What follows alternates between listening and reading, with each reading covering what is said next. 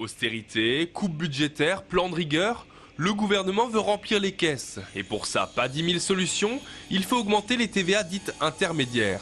À partir du 1er janvier, la taxe devrait passer de 5,5 à 7% dans la restauration, l'édition, mais aussi la rénovation dans le bâtiment.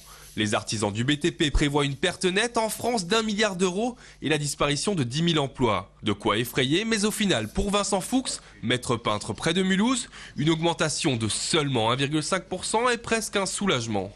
Aujourd'hui, ce qui est important pour nous, c'est que cette TVA n'augmente que faiblement et que ça n'impacte pas la prise de décision des clients. Sur des chantiers de petite envergure, je ne pense pas que ça aura un impact trop grand. Par contre, sur les gens qui envisagent de faire des rénovations beaucoup plus importantes, là, la différence de 1,5% va quand même un petit peu se ressentir. Jean-Marc Egal est électricien. En 2008, le passage de la TVA de 19,6 à 5,5 lui avait permis d'engager 2 personnes et de développer son activité. Aujourd'hui, l'euphorie est un peu retombée. C'est un ensemble de choses. La TVA qui passe à 7, les formalités administratives qui sont de plus en plus nombreuses et de plus en plus complexes. Voilà, ça démotive. Voilà, ça démotive. Ouais.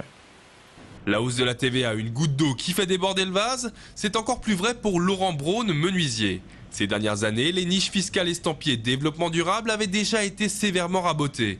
Pour le chef d'entreprise, le bâtiment a suffisamment pâti et il y avait sans doute d'autres choses à faire, notamment du côté des auto-entrepreneurs. Ce qui rend un peu l'artisanat amer, c'est qu'en final, ce 1,5%, on aurait pu le rattraper ailleurs. Par exemple, il y a les auto-entrepreneurs qui sont défiscalisés entièrement. Rien qu'en leur imposant le même niveau égal d'imposition en termes de fiscalité TVA qu'à nos entreprises, on aurait pu rattraper quasiment cet écart-là. En 2009-2010, on a perdu des parts de marché, on était au plus profond de notre crise. On avait un peu relevé la tête en 2011, on était un peu dans le vert. Là, on peut dire que 2012, certainement qu'on sera dans le rouge. 2012, année difficile, un constat partagé par la Fédération BTP. Elle craint un renversement dans les mentalités des consommateurs. Ces derniers pourraient même privilégier les marchés parallèles.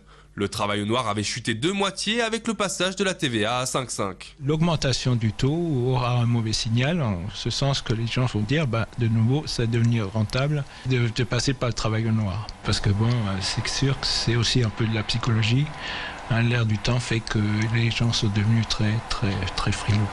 Le relèvement de la TVA dans le bâtiment, mais également dans la restauration, devrait rapporter plus d'1 milliard d'euros à l'État. À titre de comparaison, c'est ce qu'avait coûté en 2010 l'achat massif de vaccins H5N1.